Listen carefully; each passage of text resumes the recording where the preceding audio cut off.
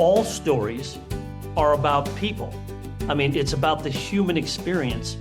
And the big part of that human experience is who you are, and who you are is an echo of how you grew up, where you grew up, and it's an echo of the things that were brought down in a genealogy kind of way, but brought down from generation to generation that you're not even realizing. Stories That Live in Us is a podcast that inspires you to form deep connections with your family, past, present, and future. I'm Krista Cowan, known online as the Barefoot Genealogist. I've spent my whole life discovering the power of family history, and I know that sharing the stories that live in you can change everything. Have you ever met a couple that you just wanted to just hang out with because they were so much fun? That is how I feel about Scott Seiffert and his wife, Lisa Dyson Seiffert. You're going to get to meet them in just a few minutes. I just met them right before I recorded this episode, but Ancestry has been working with them for a little while. My producer, Lisa, had the opportunity to meet Scott and Lisa when she did some family history research for them as part of the HGTV television show Revealed. Now, in that show, they incorporate a little bit of the family history of the family into the home remodel. And Scott and Lisa will talk about that. But one of the things that I loved about my time with them was just how much fun they were and how much story plays such an important role in their life. Lisa is a middle school librarian and an actress, which sounds like the most brilliant combination for every child that comes into her library, to be able to feel and hear about her love of story in a way that I imagine probably captivates their imagination. And Scott is the vice president of animation at DreamWorks. And if you think about the last DreamWorks film you saw, you probably know a little something about his skill in shepherding stories as well. So please enjoy my conversation with Scott and Lisa Seiffert. Scott and Lisa, thank you so much for being here. Thanks for having us. Yeah, absolutely. So I understand that you are both storytellers, and I would love to hear a little bit more about that, your career journey. Lisa, why don't we start with you? Well, right now I'm a librarian in a middle school, which is all about storytelling. So I'm completely involved with all of that and with getting the proper books in the hands of all the kids that deserve to see themselves represented in books. And I go around and I'll actually read aloud because I feel like that's super important. And we've sort of lost that actual listening to stories as you're telling them. And so I go around to different classrooms and have them read, have them listen, have them imagine, and actually ask questions about what's happening and introduce them to all different kinds of books. It's like first chapters to get them hooked on a different author or something that they may not have expected to like. So that's my storytelling as of right now. I love that. Did you read stories to your daughter when she was little? Was that a kind of a part of your family culture? Absolutely. From the time, even before she was born, I would just start reading out loud. And so, and breakfast time was always reading a chapter for me while she was eating her breakfast. So that's part of, and obviously before bedtime. But that is part of our family history. I love that. Did you have a favorite, or did she have a favorite book or set of books? We used to love the Sandra Boynton books, the ones. And so it's pajama time and we make up songs to go with it. And Click, Clack, Moo, just. Oh, she loved Click, Clack, Moo. Oh, Click, Clack, Moo.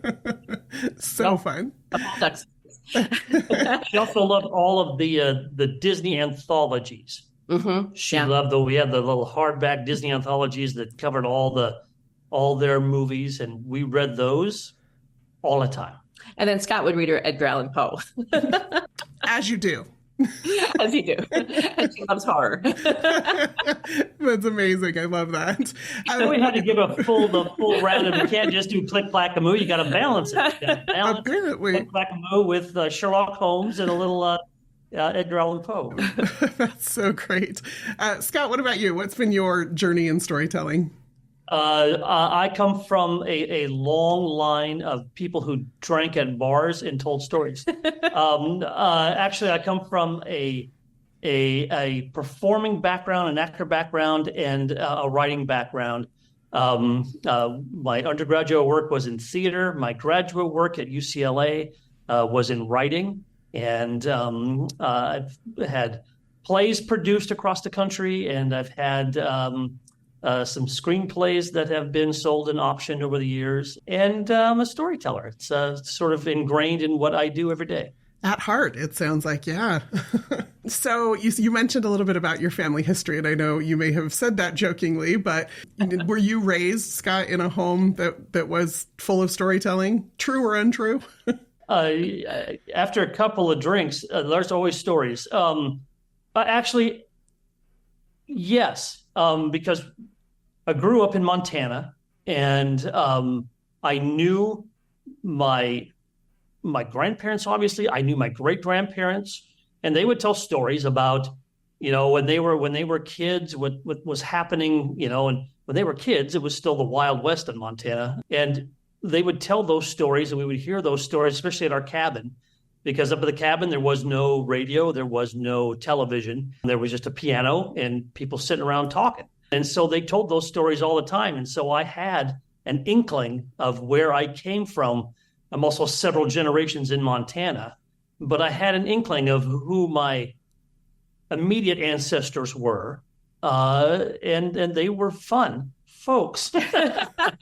Sounds like it. That sounds delightful, right? Have you tried to create that environment in your own home? It's kind of hard, right, with the distractions of modern conveniences, but to carry that tradition. Stories. Yeah. He tells stories. Sometimes more than once. So he is passing down the storytelling fun. We laugh. He'll tell stories and just, make us laugh till we'll cry and just relive moments of his childhood. But yeah, there's lots of storytelling that goes on in our house. We actually, we are lucky that our daughter works fairly close to us. And so she comes over for dinner several nights a week, and we talk about what happened during the day. She works in a storytelling medium. We talk about what happened, during the day, what story things she's working on, what's happening in her life. But we actually do sit around the table, literally, like you should do, and no phones are going. It's sit around and talk and chat and tell stories and laugh. It's part of our family. It's part of who we are. Yeah, there's something so important about that dinner table space and what it creates for families. I love that you have a strong tradition of that. So Lisa, Scott mentioned his roots in Montana and some of how he grew up. What do you know about your own family history? My family history is based outside of Philadelphia. So I grew up outside of Philly. My grandmother on my mom's side was originally from New Rochelle, up in New York. So then she managed to get down to Philadelphia. Still don't know how. And the Irish side, which is my dad's side, was definitely Philadelphia. And my grandfather was a conductor on the Reading Railroad. And so he played saxophone in a big band. And so I kind of learned sort of that history through them, but I wasn't as close to them. They were alcoholics, so I think my parents kept me away from them. But I kind of wish I'd known more about them. I know, which is funny. Your parents kept you with the alcoholics. So you were all drinking on your side. I wasn't allowed to go near them. It's just interesting to find out, and actually learning a little bit of the stuff makes me want to learn more, and actually go back to my roots of trying to figure out. I remember what the house looked like. I wish I'd known then to ask questions, but when you're 2 years old, you don't really so what was it like back then? But I'd be curious to learn more about the Irish side and the Albanian/Italian side, which was something new to learn, which my husband will never let me live down. Because I have to say, I'm Albanian, I'm not Italian. just kind of knowing things and then really realizing how much you don't know is really what happened to me. So you guys had the opportunity a couple of years ago to be on a show called Revealed. And part of that show was about redesigning your home to reflect your heritage and your family culture. And what did you know? I mean, you've shared some of the things, but kind of going into that show, what were some of the things that you learned in that process? We dug up between both of us. His mom had a whole bunch of pictures that we found in Montana, because we were actually in Montana. We were digging through research. My mom had passed away, but I had gotten all her photo albums that she had kept, which some of them I hadn't even seen before, of really old pictures. Now, the sad part is a lot of times they have the pictures on both sides. We found this out. And then there's no names that go with them. So you're like, well, this is a really cool picture. Who was that? And there's nobody to ask. So we found tons of pictures. Like I found my grandparents on my mom's side, their wedding picture from the 1920s. It was really cool. And then in his mom's house, my mom had it. She had a memory. Her memory was so sharp. She would say, "Oh, that picture of so-and-so's of your great grandfather is on the third drawer down, underneath the scarf. We'd pull out this thing. Oh, that's a picture of him when he was the police chief." So, Lisa, when you sat down with the genealogist before the show to learn some things about your family history, some of it was things you didn't know, right? Tell me a little bit about that experience. I think we focused on my mom's dad, my grandfather, who passed away when I was just a baby. And I knew going through his paperwork that he had been in the Army in World War I and then World War II. And I think I remember my mom saying he had tried to enlist for the Korean War, but they'd told him he was too old. But he came, from what I thought, he came from Naples when he came to the country. And we discovered that he had come by himself, and he was young. I mean, he was just like a little, like maybe, I can't remember, 13 maybe, or maybe even younger than that. I can't remember. By himself, he came to the United States, went through Ellis Island, and then went immediately and enlisted in World War I for the United States. And then he was listed as being, I think he stayed with his uncle, and maybe that's how he got to Philadelphia. And they were told he was killed in action. Come to find out that he was a prisoner of war and that he was still alive, but they're getting a telegram that says he's dead. And then when he was wounded, and they tried to he went back and enlisted again. I mean, went back into.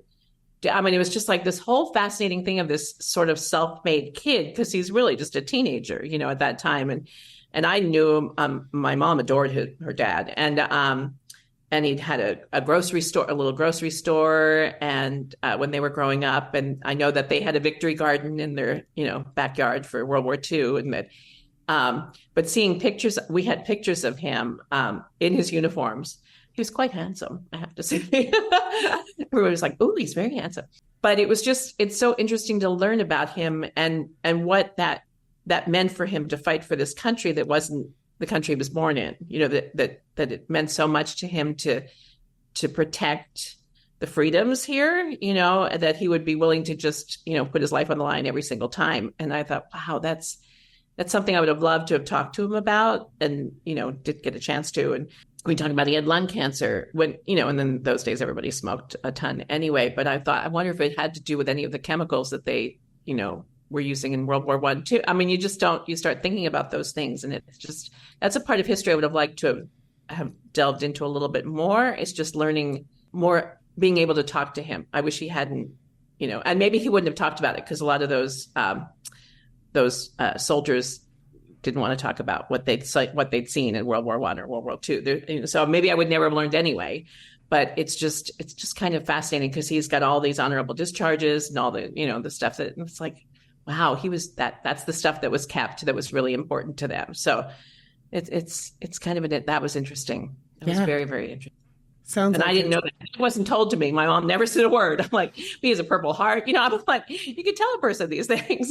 Like, just kind of like, that's kind of important. Yeah. It's interesting what families choose to share and not to share, whether it's intentional or not. Right? Yeah. Lisa, you mentioned those photographs and not knowing who the people were. Is that something that you've since been able to uncover at all, or do you still have a lot of question marks there? I still have question marks. It's very busy. Life happens. It does.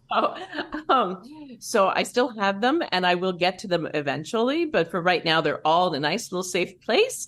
So I've actually organized them. So at least hopefully someday I'll be able to track them. So they're not just like sitting around, in the garage anymore. So yeah, I'm still curious. I still would like to know. There's a lot of paths I'd like to follow, but I haven't had a chance to do any of that because, life. Sure, absolutely. Is there anyone left in your life?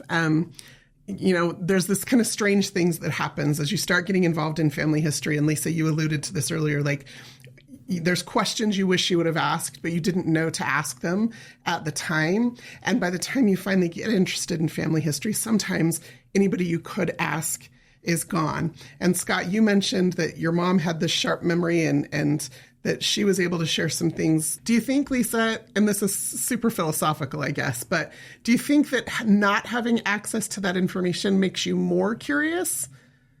I would think so.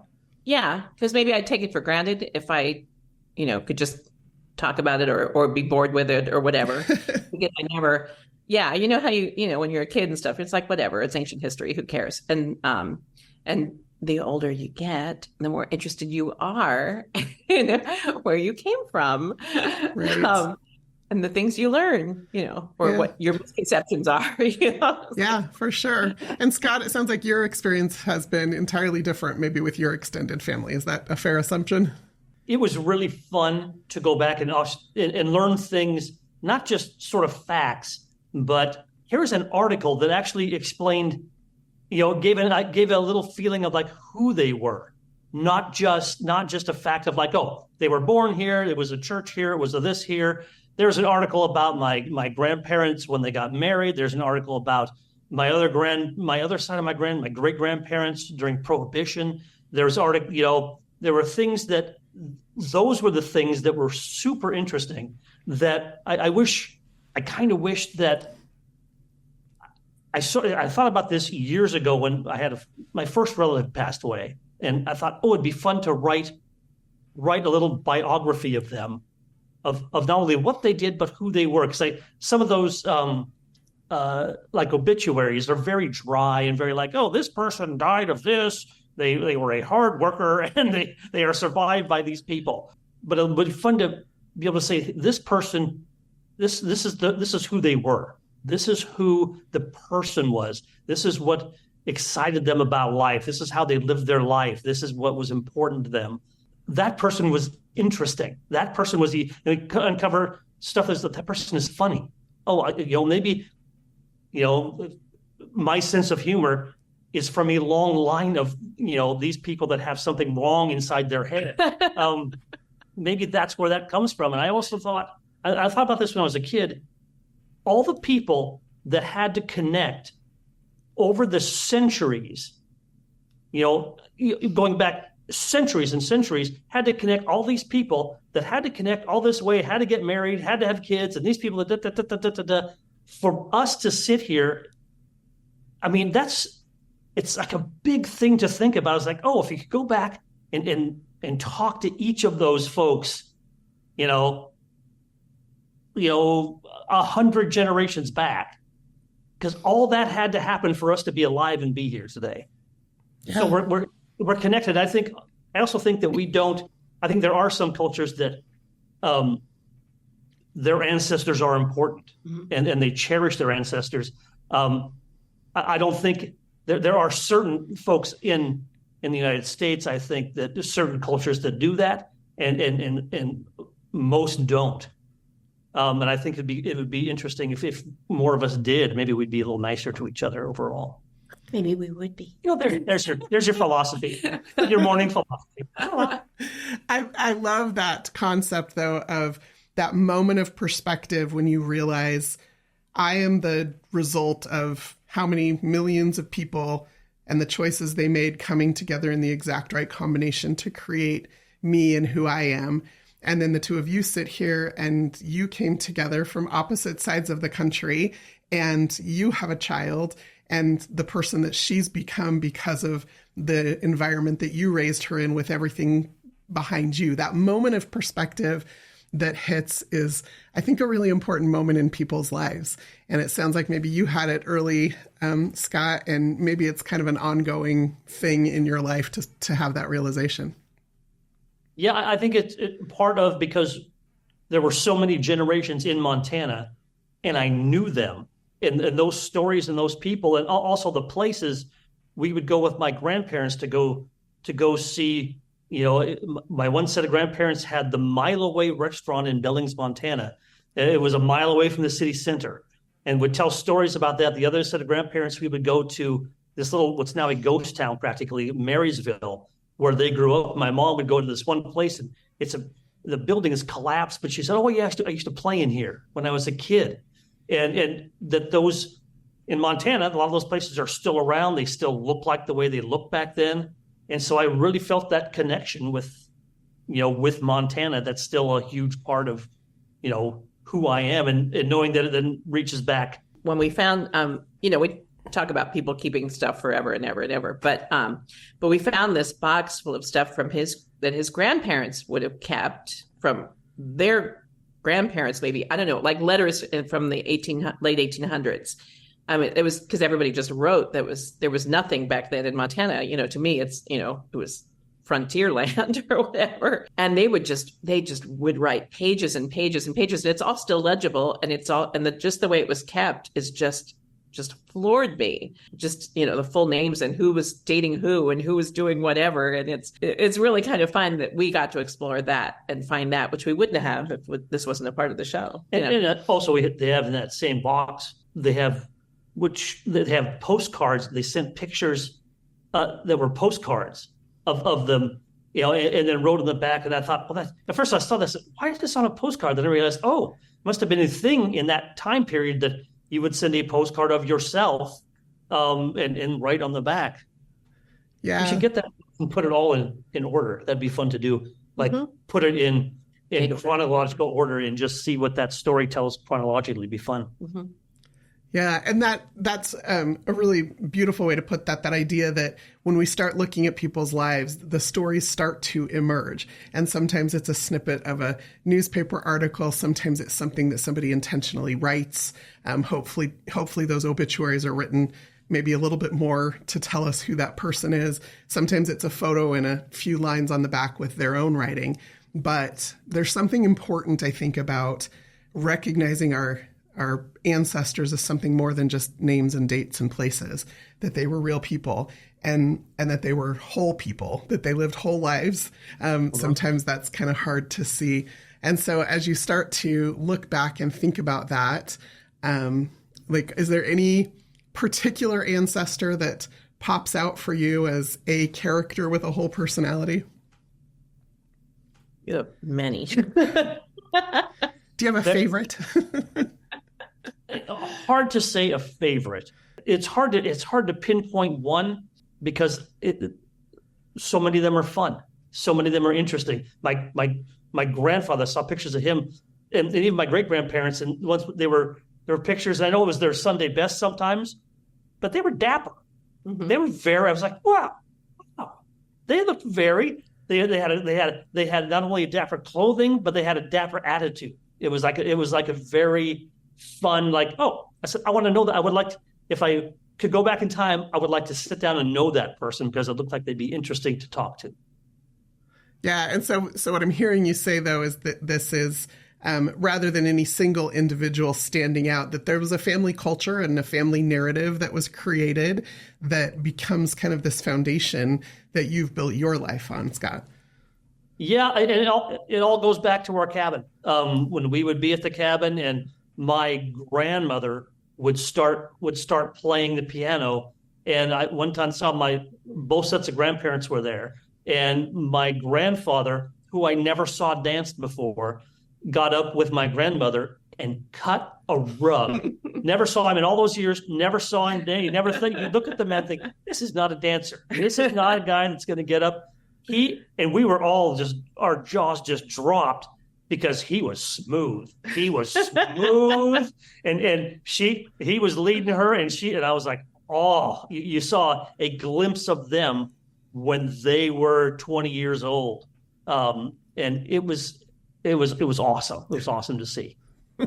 That's amazing. Lisa, you come from such a different family experience. It sounds like marrying into this family and then making this conscious decision to start a family of your own. Were there things from his background that you wanted to make sure to incorporate in your family? And was there anything from yours that you also wanted to make sure you brought forward?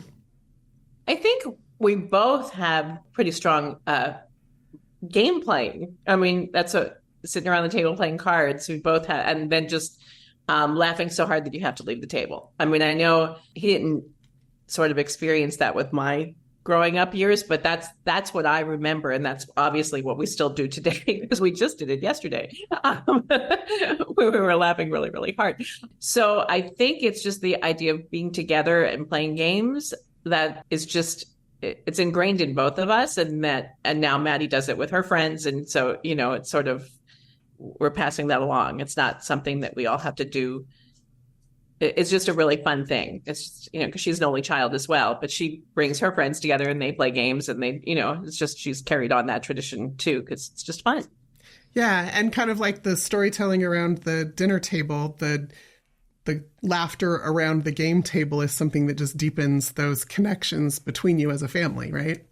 Mm-hmm. There's also pretty strong competitions going on between my husband and my daughter over gin rummy, which is his tradition from his family. At the cabin, we used to play gin rummy all the time. And that's where I learned to play gin rummy. I taught it to my daughter. So we played gin rummy about every night. And we competition. Play 50 cents a game. And we tally up at the end of the year.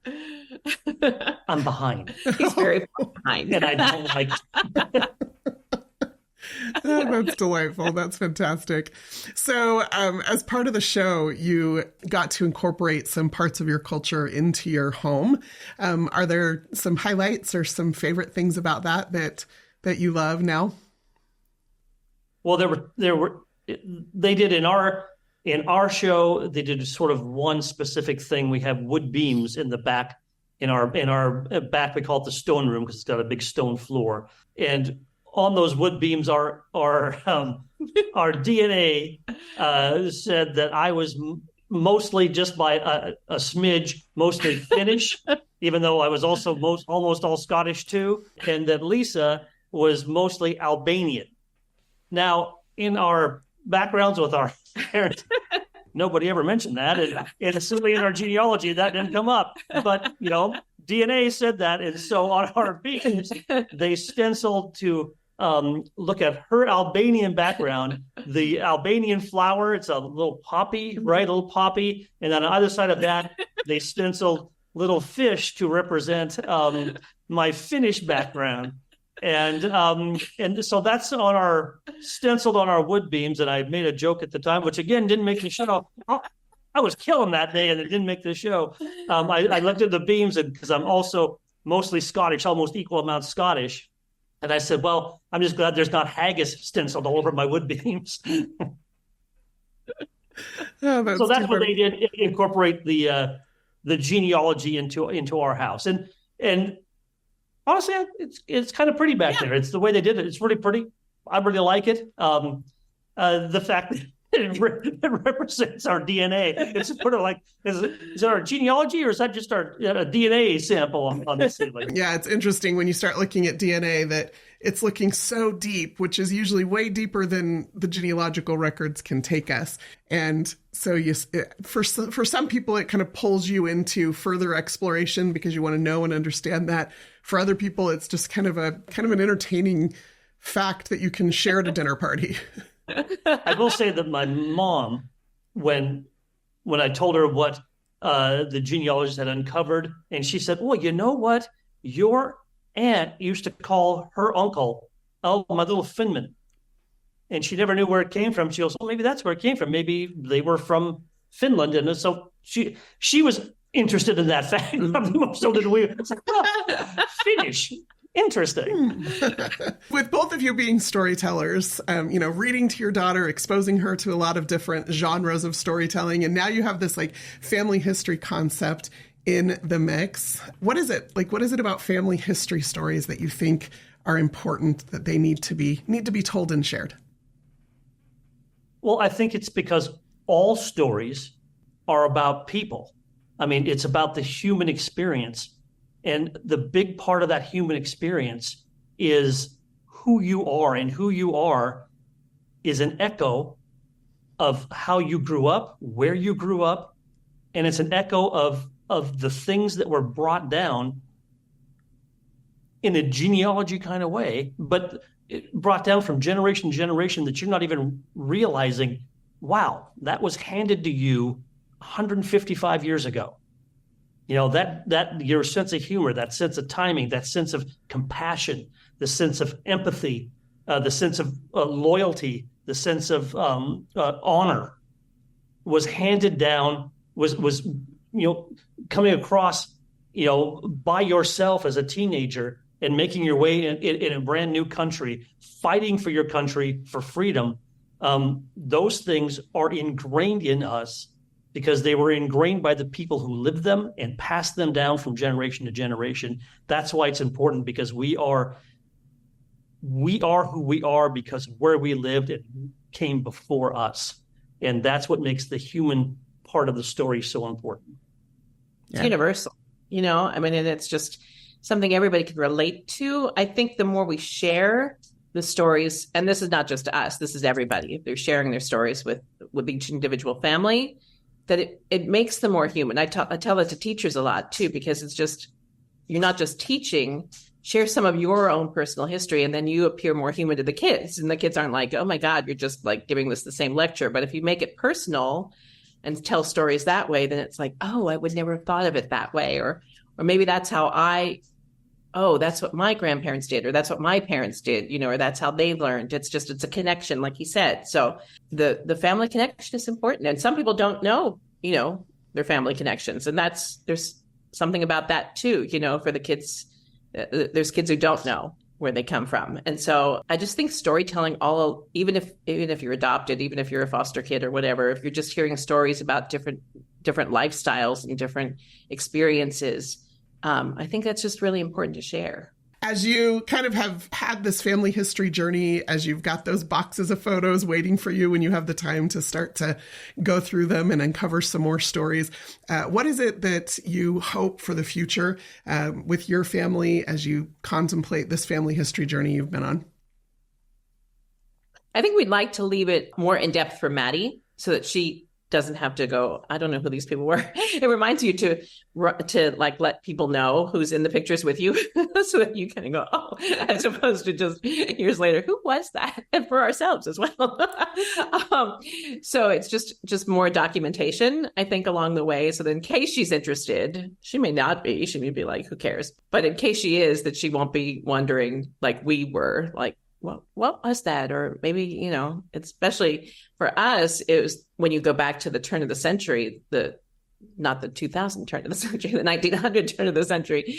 There's so much that was happening back then that they weren't aware, that they were involved in, and then so much happened through their lives that it's just kind of like, it tricks your brain. And the same can be said for us, as we're moving into whatever technology that we're moving into. So, we had wall phones on the wall, with cords. So, you did? You did too. And I had a color TV. I didn't growing up. Black and white, 2 channels. That's how I grew up. Scott, you had mentioned writing little biographies for your ancestors. And it got me thinking about this concept of who writes your obituary, right? And, are you the one telling the story, or other people telling the story? And if they're telling your story, are they telling it through a singular lens, or are they incorporating how other people saw you as well? And while it's probably decades off, is that something you've ever thought about? Like how you would want to be represented toward the end of your life? And is that something you want to undertake, or do you want to leave that for Maddie? Oh, hell no, I'm writing it. I'm writing it.